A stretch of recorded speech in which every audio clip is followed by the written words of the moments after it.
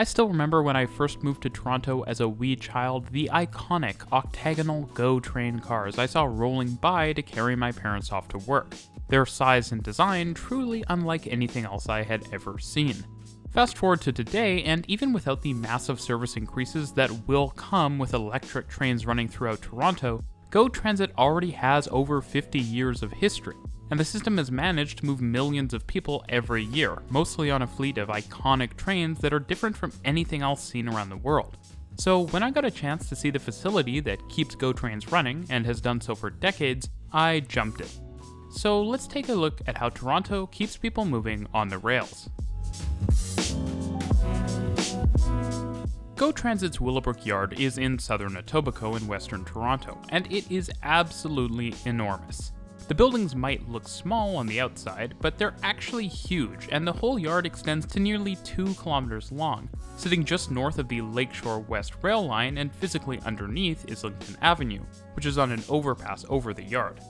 Just south of the rail line is Via Rail's Toronto Maintenance Centre, with GO increasingly using space here for some of its train storage.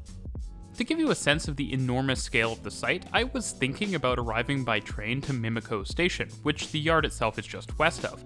However, since I needed to meet at the main building, that would have required an over 1 kilometer walk, so I took the bus from Islington subway station instead.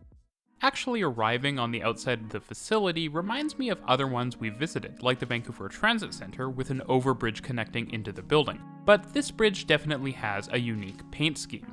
We rightly started off our tour with a safety briefing and lots of PPE, which is a huge increased focus for Metrolinx's GO Transit's parent agency. Just in the last couple of years, the standards have become much more stringent, and this means that everyone is suiting up in full-body high-vis. We started off our tour at the Canopy, where you could see a ton of different train consists parked. This was a great moment to appreciate the consistency, but also the diversity of the train fleet here. From the old cab cars originally used on the system, well, after the bilevels were introduced early on in GO's history, to the modern cab cars, which I think strike a nice balance between respecting the iconic history of the bilevel and making the whole train look much more modern. We also saw the various types of locomotives, from the earliest F59 to the MP40 and later the MP54, which is only used in Toronto and is quite likely the most powerful diesel passenger locomotive ever made, with 5,400 horsepower, nearly twice as much as an F59, and all with much less particulate emissions. Of course, there's no emissions while we're standing here, because the trains are plugged into hotel power, and so the engines don't need to idle, despite the lights and HVAC being on. Similar setups where trains can be plugged in exist all over GO's network, so trains can stay toasty warm overnight even when they're not running. Heading into the building, we got to see a bunch of different areas. This section of the facility is used for doing work on individual passenger cars, and we actually got to see a bogie exchange table that lets work take place on the actual trucks. We also got to see a newly rebuilt car complete with the modern GO paint job and that lovely new train car smell.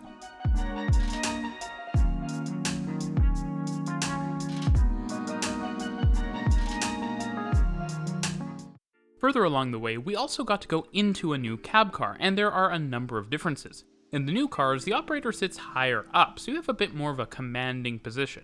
You also get to benefit from more space, air conditioning, and a design that incorporates crash energy management for extra safety. We also got to walk around a lot of Bombardier bilevels, of which GO is the largest operator, with nearly 1,000 cars. These train cars were all built in Ontario, and they were delivered across a number of different series, with slight visual and technical variations. The best way to tell if a car is older versus newer is if it has a riveted rather than spot welded shell. Of course, the cars have a ton of different amenities on board, including washrooms, tons of seating, possibly the most for any commuter train in the world, and of course plugs to charge your devices and Wi-Fi. If you're not familiar, GO trains do not have level boarding, so you use a step to get into them. This might change in the future because you can have level boarding on these cars, as seen on the Frontrunner train in Salt Lake City. In the meantime, a small portion of the platform provides level access to the fifth car of the train, where the CSA, or Customer Service Ambassador, sits.